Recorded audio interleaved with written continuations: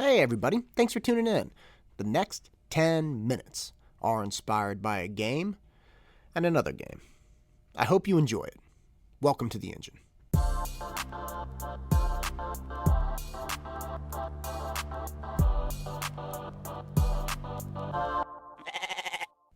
I've loved video games for a long time. We got an original Nintendo Entertainment System when I was about 7. God bless that stuff.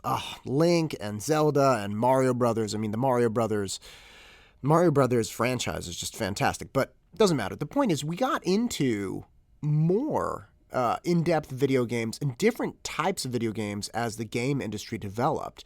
And one of the games was SimCity. Now, if you've never played SimCity, it's a tremendous game. You got to build all kinds of utilities. You got to build houses. You got to do all these things. And as you get the right balance, you get a bigger and bigger city. You get more money. It becomes this really fun kind of race to see who can have the largest empire. And then you go through different ages. SimCity 2000. I mean, you're building like rocket ships and stuff, and everybody takes off into space, and it's a good time. One of the really interesting games that came out in the Sim franchise was like Sim People, or The Sims. That was it. And essentially what you're doing is you organized a life for one of the people that lived in your little world. So you would start off, you'd start in this like little house or something, and then you're adding on to your house. You're regulating everything this person's doing throughout the day. So they're eating, they're sleeping, they have friends, they have jobs, they're working out. If you could put the person in the pool, make them swim, and then tape the ladder away and they drown. I know morbid humor, but it was a good time. You just mess around with this person in the world. It was kind of like a really, really simple, safe version of Grand Theft Auto, which is another very famous franchise. But the Sims game was really fun until you really got it, as with most games. But this is what would happen. I was playing this game and really enjoyed it. And it's always kind of a mystery initially, trying to figure out how to make the game just right? How to make your guy perfect. Because you always want your guy or your girl, whoever, to be kind of a reflection of your best life, right? Like, I'm living my best life. I'm sure if we forced 100 people to play The Sims and play it to get to the perfect spot, the Sim guy or girl that they had created would probably reflect this person's ideal life. Like, I'm living my best life, doing whatever that is. But you want your Sim guy to be awesome. And to do that, I figured out you had to have this really specific balance. Okay, so you had to see your friends, your Sim friends, for a certain amount of time, okay, and with a certain amount of frequency. And you also had to exercise just right. You had to feed your Sim on regular intervals, okay, and as you're doing this and you're participating in your job, you started getting raises. You started getting a lot better at the activities you're doing. You could be a pro soccer player and you're getting bonuses and winning championships. And then you start having more friends. People are knocking on your door. You invite them in. You party with them, everything. And you got to get enough sleep, right? Because if you're trying to do all this stuff and you're not sleeping, that's a problem. And so what I would start doing is I'd start fast forwarding through certain portions, right? Like, people would come over, I'd fast forward an hour, and then essentially slow it down as much as I could, line up another activity, fast forward, line up another activity, fast forward. And you become very, very good at this game and playing the games within the game. And that led to success in Sims. I've been thinking about that game more and more recently. Now, I haven't played this game since I was, 18. So it's been a long time. But I've been thinking about the nature of the creators of that game. Why did they make it like that? And it really struck me that things I tell my students are actually identical to the game creators. And what I mean by that is I always emphasize with people, look, you want to be as good as possible at as many games as possible. And I'm not talking about video games with people, because when we're delving in real world activities, I'm talking about, look, you want to be as good at your friendship game as possible. Now, that doesn't necessarily mean having high quantity of friends. Maybe you just have a really high quality of friends. And we all know people who have lots of friends, but none of them are actually friends. Because the better quality friends you have, either 1 or 10, if they're high quality, you're going to have more social support and care surrounding you as a real person, not as a video game, but as a real person. You will have people that care. You also want to be really good at your academic game. Now, that doesn't mean you're in calculus or you're getting a 4.0 or whatever it is, but you have to be really good at learning things.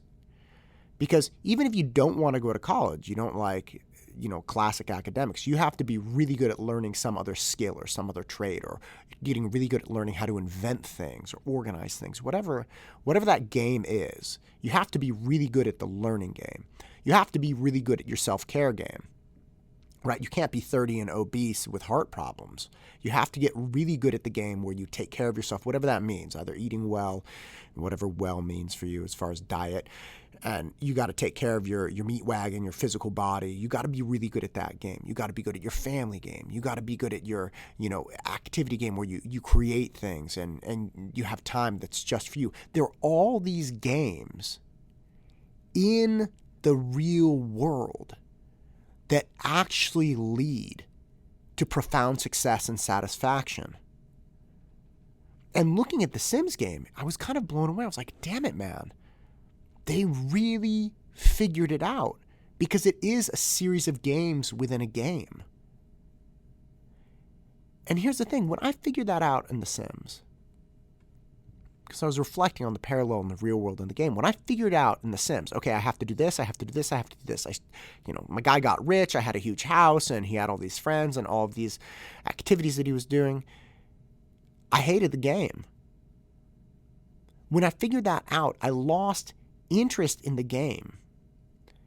Because just being super successful at all these different things and gaining accolades and, promotions and all of these things, it didn't interest me anymore, because it was just a job. I was rushing through absolutely everything I was doing. It was like I was rushing through the sleep. I was rushing through the social activities. And when I started it and people would come over in the video game, these like little fake people would come over to hang out with my guy, I'd laugh at the things they were doing, and they'd like make jokes with each other, and I'd, make them make this fancy dinner, and I enjoyed the little activities. But as I was rushing through them to get to the next activity so I could keep increasing my power in this game, man, I completely lost interest.